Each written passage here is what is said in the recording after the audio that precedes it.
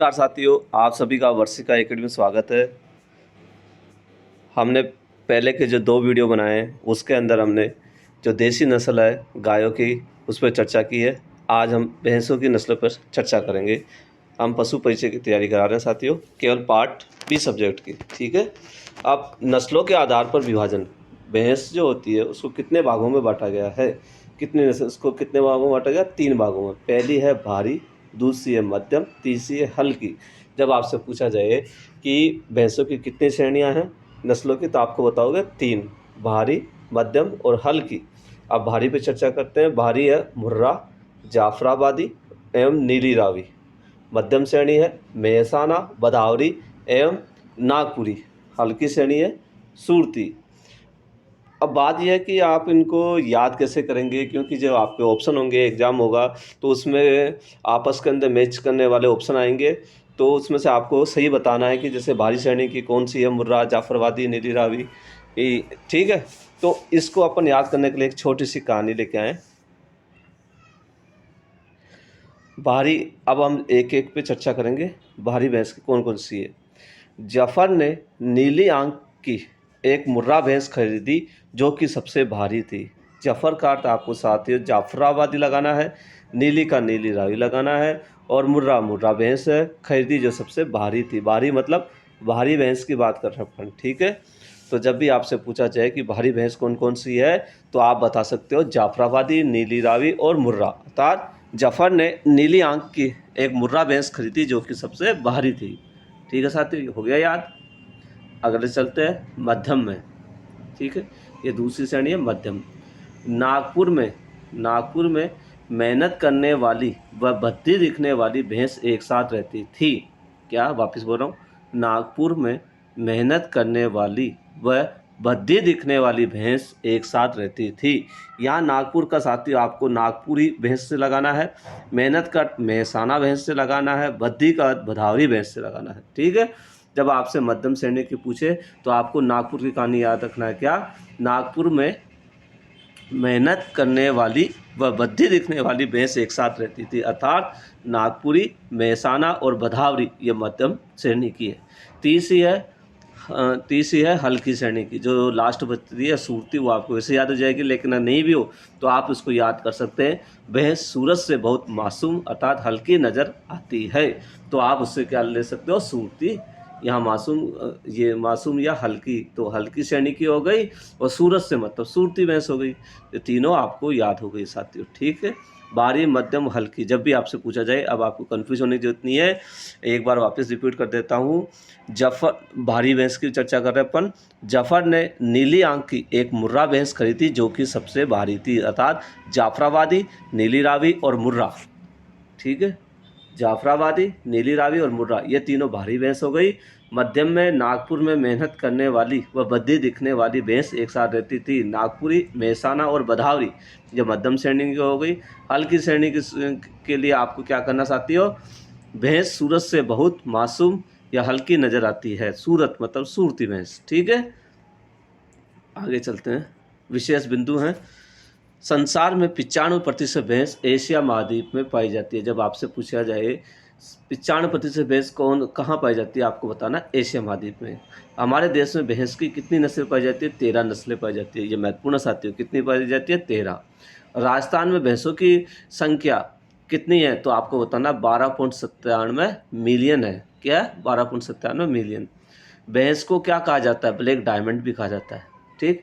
जब भैंस भैंस शब्द ना आकर के हो सकता है आपके ऑप्शन में ब्लैक डायमंड ही आ जाए, तो आपको ध्यान रखना ब्लैक डायमंड मतलब भैंस की बात कर रहे हैं। विश्व में भैंस को कितने भागों में बांटा गया, 2 भागों में बांटा गया है। एक तो है अफ्रीकन और एक है एशियन, ठीक है।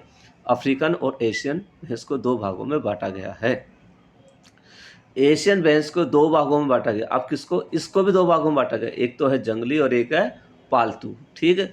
अब पालतू एशियन जो पालतू है भैंस को भी 2 भागों में बांटा गया है। किसको, पालतू भैंस, जो ये पालतू भैंस है इसको भी कितने भागों में बांटा गया, 2। एक तो रिवर हो गया और एक स्वैम्प, रियर और स्वैम्प। रियर भैंस अधिक दूध देने वाली है, 1300 से 2000 लीटर प्रति ब्याह, ठीक है। देखो वापस करता हूँ, विश्व में भैंस को 2 भागों में बांटा गया है, अफ्रीकन और एशियन। एशियन जो भैंस होती है इसको भी 2 भागों में बांटा गया, जंगली और पालतू। पालतू भैंस को भी 2 भागों में बांटा गया, रियर और स्वयं।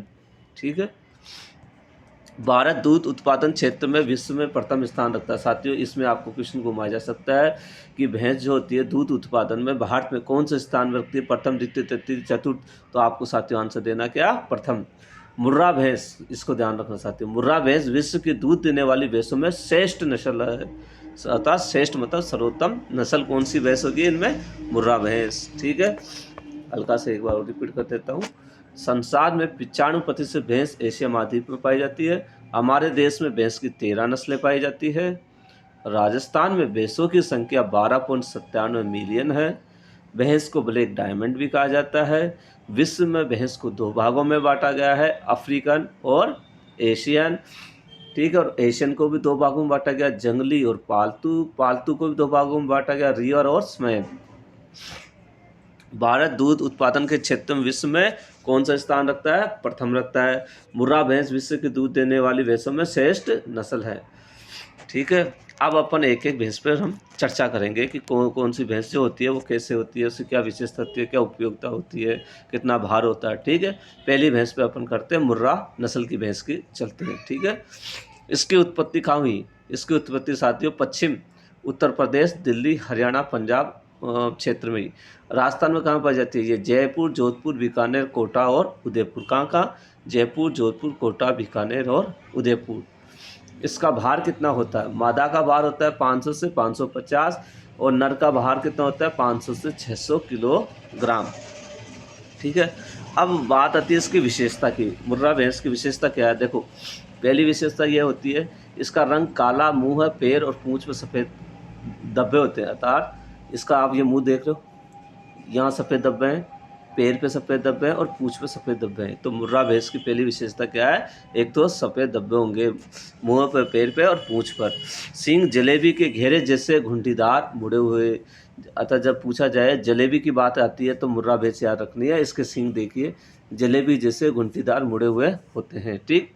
और यह विश्व की दूध देने वाली भैंस की श्रेष्ठ नस्ल होती है। मुर्रा भैंस विश्व की श्रेष्ठ देने वाली भैंस होती है। तो 3 विशेषता हो गई है, एक तो सफ़ेद दाग होते हैं, जलेबी जैसे घुंटीदार मुड़े हुए होते हैं इसके सींग, और विश्व की दूध देने वाली भैंसों की श्रेष्ठ नस्ल कहलाती है मुर्रा भैंस। ठीक है। अब चलते हैं दूध उत्पादन में। ये 1800 से कितना देती है, 1800 से 2500 लीटर प्रति ब्याज देती है। यहाँ प्रति ब्याज का साथियों मैंने पूर्व में बता दिया आपको, 10 माह से अर्थ लगाना है। 10 माह अर्थात 300 दिन में जो दूध देती है उसके हिसाब से ये निकाला गया है, 1800 से 2500 लीटर प्रति ब्याज। वसा होती है 7%। प्रथम ब्याज की उम्र होती है 36 से 48 माह। अगली में चलते हैं अब, बधावरी नस्ल की भैंस। इसकी उत्पत्ति उत्तर प्रदेश के आगरा जिले के बधावर स्थान से है। बधावरी अर्थात बधावर। ठीक। ये कहाँ, बधावर कहाँ पड़ेगा, आगरा जिले में। आगरा क्या, उत्तर प्रदेश के आगरा जिले में। और इटावा और ग्वालियर क्षेत्र में भी यह पाई जाती है। अब हम इसके भार पे चर्चा करेंगे साथियों। मादा का भार 350 से 400 किलोग्राम होता है, नर का 400 से 450 किलोग्राम होता है। अब इसकी विशेषता पर चर्चा करते हैं। सबसे पहले तो इसके रंग पे चलते हैं अपन। रंग कैसा होता है, तांबे जैसी लालिमा लिए बादामी रंग। कैसा होता है, बादामी रंग। देखो साथ इसका रंग देखो, जैसे तांबा का रंग होता है वैसे इसका रंग है। ये बादामी रंग की जैसे होता है, लालिमा लिए हुए। ठीक। सींग कैसे होते हैं, चपटे, मोटे, पीछे की ओर मुड़कर ऊपर अंदर की ओर। देखो ये चपटे भी होते हैं, मोटे भी होते हैं और पीछे की ओर मुड़कर अंदर आ रहे हैं ये सींग। तो जब भी आपसे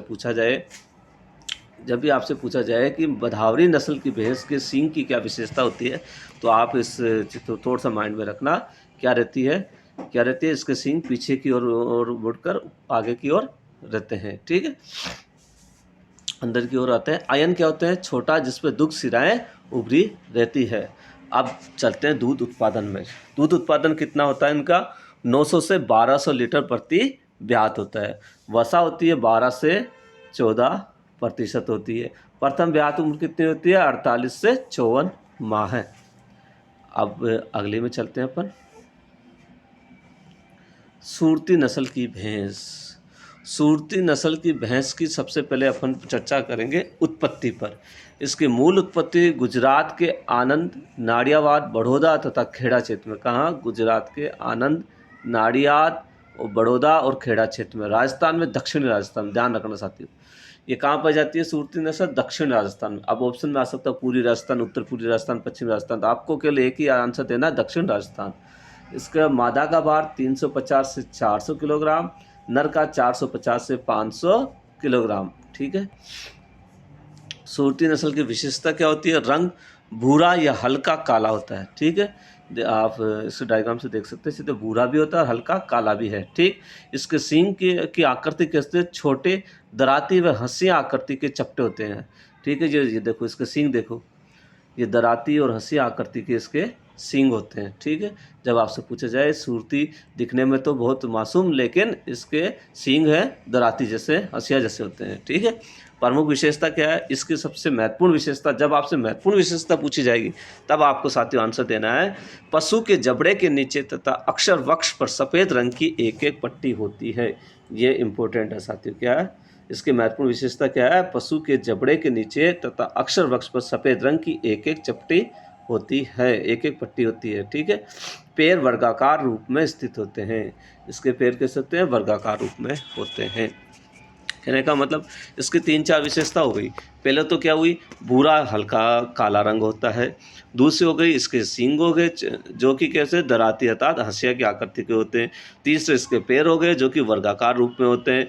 चौथी महत्वपूर्ण विशेषता क्या होती है? पशु के जबड़े के नीचे तथा अक्षर वक्ष पर सफ़ेद रंग की एक एक पट्टी होती है। अब चलते हैं अपन दूध उत्पादन पे। ये दूध कितना देती है? 1600 से 1700 लीटर प्रति ब्यात देती है। वसा 7.5% पाई जाती है। प्रथम ब्यात उम्र 42 से 48 माह पाई जाती है। अब चलते हैं अपन नीली नस्ल की भैंस पर चर्चा करते हैं। ठीक है, इसकी उत्पत्ति पंजाब के फिरोजपुर व अमृतसर के नीली रावी तथा सतलज नदी के क्षेत्र में। जब आपसे पूछा जाए कि नीली भैंस की उत्पत्ति किन किन नदियों के बीच हुई, तो आपको तीन चीज़ें दे दे। क्या है? नीली रावी, दो नदी हो गई, नीली रावी तथा सतलज नदी के क्षेत्र में पाई जाती है। यह पंजाब के फिरोजपुर व अमृतसर के नीली रावी तथा सतलज नदी के क्षेत्र में पाई जाती है। इसका भार, मादा का भार 400 से 450, नर का भार 500 से 600 किलोग्राम होता है। नीली भैंस की महत्वपूर्ण विशेषता क्या हो गई?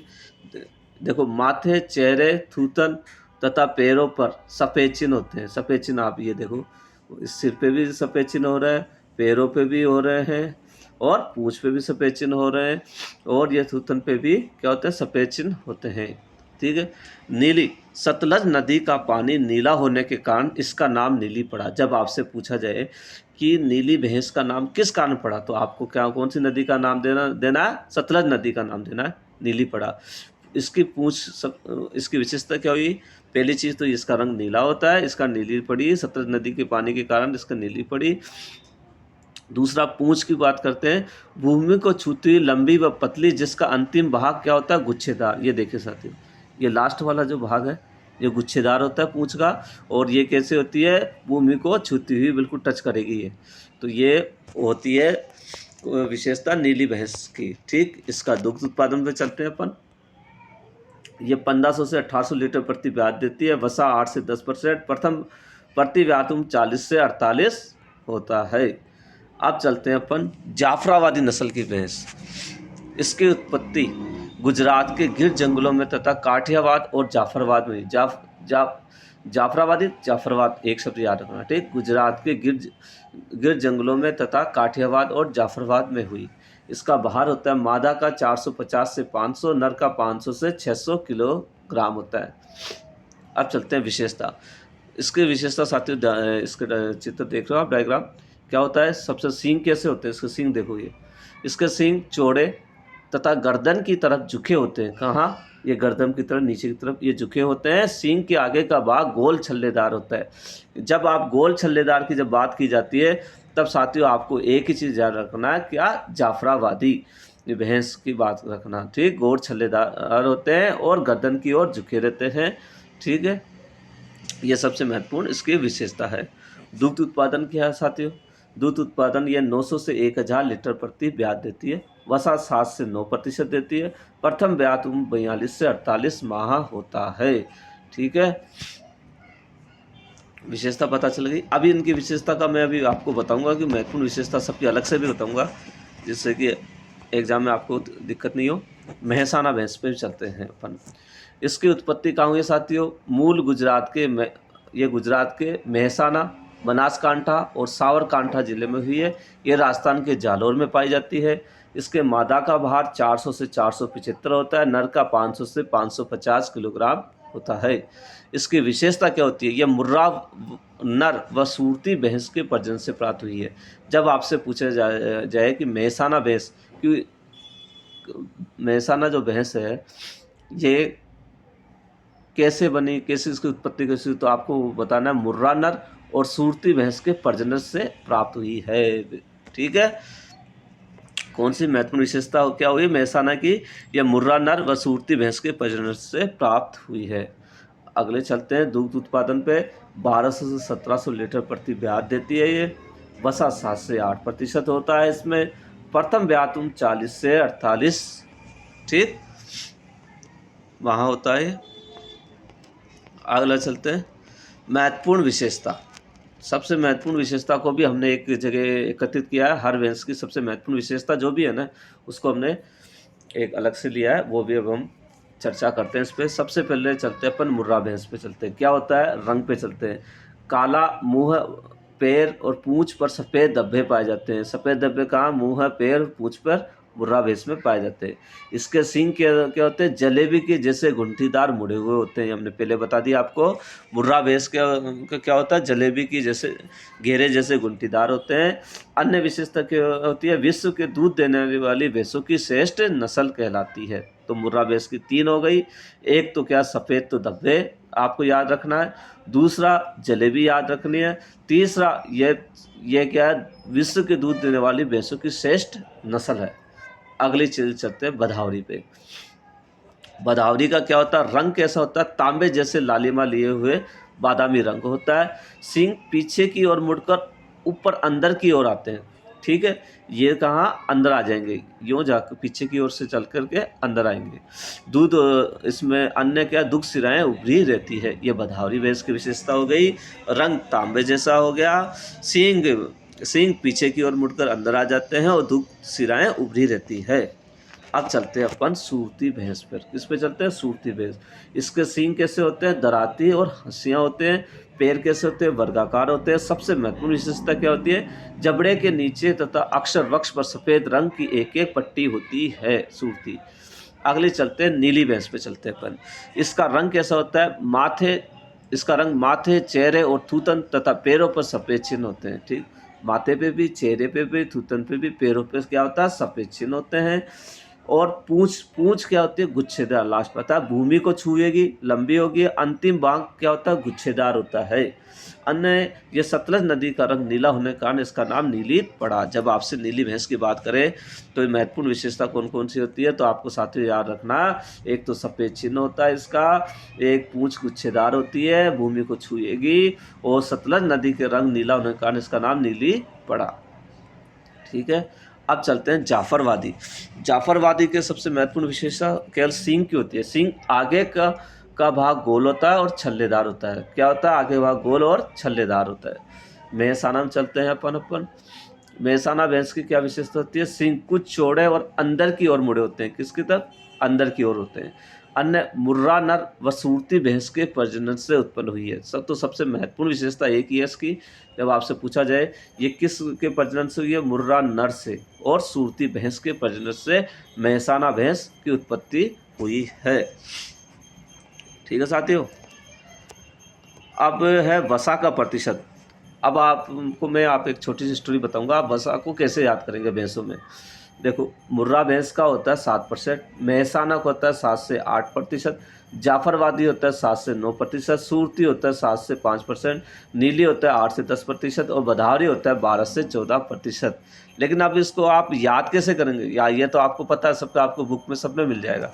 लेकिन अब इसको याद करने का तरीका मैं आपको बताता हूँ। ठीक है, आपको ये स्टोरी याद करनी है। मुर्रा भैंस 7 नंबर बस में चढ़ी। जब आपसे पूछा जाए मुर्रा भैंस जो थी 7 नंबर बस में चढ़ी और 7.5 फीट के लंबे व्यक्ति ने अर्थात सूरत देखकर बोला कि आप मेहरबानी करके 7-8 नंबर की सीट पर बैठ जाए। ठीक है, अब मैं एक बताता हूँ क्या मुर्रा भैंस कौन से नंबर पे चढ़ी थी, 7 नंबर बस पे चढ़ी। तो मुर्रा भैंस की वसा का प्रतिशत कितना है, 7%। ठीक, ये 7.5 फीट लंबे व्यक्ति ने सूरत देखकर बोला, सूरत अर्थात सूरती भैंस की जब बात की जाती है तो आपको क्या बताना, 7.5% वसा पाई जाती है। बोला कि मेहरबानी करके 7-8 नंबर की सीट पर बैठ जाएं। ठीक है, तो 7 से 8% किसका होता है, मेहसाना भैंस का वसा का प्रतिशत होता है। मेहसाना भैंस का वसा का प्रतिशत कितना हो गया, 7 से 8%। मुर्रा भैंस 7 नंबर बस में चढ़ी, इसका मतलब हो गया 7% मुर्रा भैंस की वसा पाई जाती है। 7.5 फीट के लंबे व्यक्ति ने सूरत देखकर बोला, अर्थात 7.5% सूरती की हो गई कि आप मेहरबानी करके 7-8 नंबर की सीट पर बैठ जाए। अतः मेहरबानी अतः मेहसाना भैंस के 7 से 8 नंबर बता 7 से 8% पाई जाती है वसा। आगे चले, इस बस में जाफरवादी भैंस ने 7 से 9 बजे तक चढ़ जाती है। इस बस में जाफरवादी भैंस 7 से 9 बजे के बीच में चढ़ती है। जब 7, ठीक है, 7 से 9 बजे चढ़ती है, तो यहाँ 7 से 9 का मतलब 7 से 9% वसा पाई जाती है। किसमें, जाफरवादी में। रोज इसकी नीली आंख वाली दोस्त थी जो कि 8 से 10 दिन में एक बार दिखाई देती थी।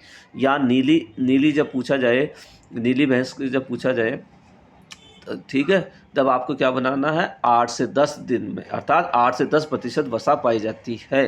कहने का मतलब वापस मैं एक बार रिपीट कर देता हूँ, मुर्रा भैंस 7 नंबर बस में चढ़ी, अर्थात 7% मुर्रा भैंस का हो गया। 7.5 फीट लंबे व्यक्ति, 7.5 फीट लंबे व्यक्ति ने सूरत देखकर, यहाँ अर्थात सूरती भैंस की कितनी वसा पाई जाती है, 7.5%। बोला कि आप मेहरबानी करके अर्थात मेहसाना 7 से 8 नंबर की सीट पर बैठ जाएं। तो मेहसाना पूछा जाए तो आपको बताना है 7 से 8% वसा पाई जाती है। इस पर बस में जाफरवादी भैंस 7 से 9 बजे तक चढ़ जाती है। कितने बजे तक बढ़ जाती है, 7 से 9 बजे तक चढ़ जाती है। और इसकी नीली आंखों वाली दोस्ती जो कि 8 से 10 दिन में एक बार आती थी। 8 से 10% नीली भैंस के वसा पाई जाती है। इस प्रकार से आपको सभी वसा का भी हमने याद करवाया एक छोटी कहानी के माध्यम से, क्योंकि इनको आप रट नहीं सकते साथियों, रटोगे तो भूल जाओगे, सबकी वसा अलग मिलेगी। अभी आगे और अलग अलग पशुओं पे चर्चा करेंगे, इसलिए छोटी मोटी आपको एक कहानी तो 2-4 बार आपको रिपीट करोगे तो आपको ये याद हो जाएगी। साथियों, यदि आपको हमारा वीडियो अच्छा लगे तो लाइक और सब्सक्राइब करना। अधिक जानकारी के लिए आप हमारे व्हाट्सएप नंबर 9785070940 पर भी संपर्क कर सकते हैं। ठीक है।